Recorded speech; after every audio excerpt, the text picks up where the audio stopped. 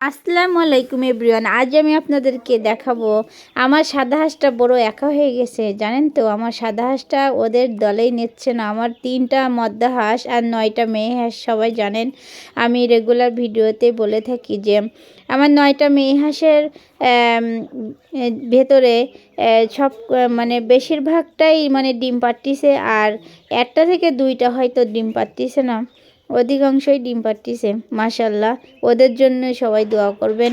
আর সবাই ভিডিওটা দেখার পর ওদের যদি ভালো লাগে অবশ্যই মাশাল্লাহ বলবেন, কারণ কুনজর বলে একটা কথা আছে।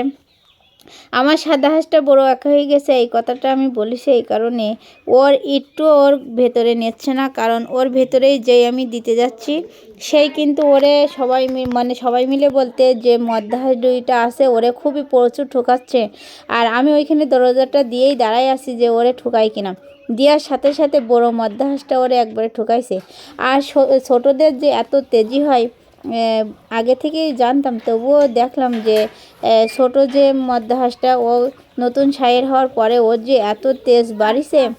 আমার সাদা হাঁসটার এত পরিমাণ ঠকাচ্ছে, ও মাঝে মাঝে তো পাশে আমার ঘরের ভিতরে পাতার বস্তা দিয়ে আছে, পাতার বস্তার ওপরেই গিয়ে বসে থাকতেছে ওদের ভয়ে।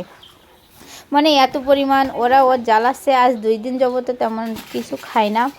আমার সাদা হাঁসটা একটু মানে হালকা হয়ে গেছে ভারী থেকে, খাওয়া দাওয়াও তেমন করতে পারতেছে না, কারণ ওদের ভয়ে ভয়ে চলতেছে। আর আমি যেহেতু ওদেরকে ঘুরে ফিরে খাওয়ানোর চেষ্টা করতেছি যে ওরা যেন ওর থেকে মানে বেশি একটা কিছু ঠোকাঠুকি না করে। আমি কিছুটা ধান দিয়ে দিলাম, যেহেতু এখন দুপুরের সময়।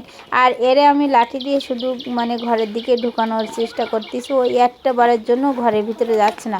মুখ অবধি গিয়ে ও কিন্তু ফিরে ফিরে চলে এসেছে, শুধু ওদের ভয়ে যে আবার মানে ঘরের ভিতরে গেলেই কি ওরা ঠুক দেয় কি না, এই ভয়টাও কিন্তু অধিকাংশই পাচ্ছে যে ও যাবে না। আমি এতবার কিন্তু ওরে আমি মানে ঢোকানোর এতবারই চেষ্টা করতেছি, ও কিন্তু যাচ্ছে না।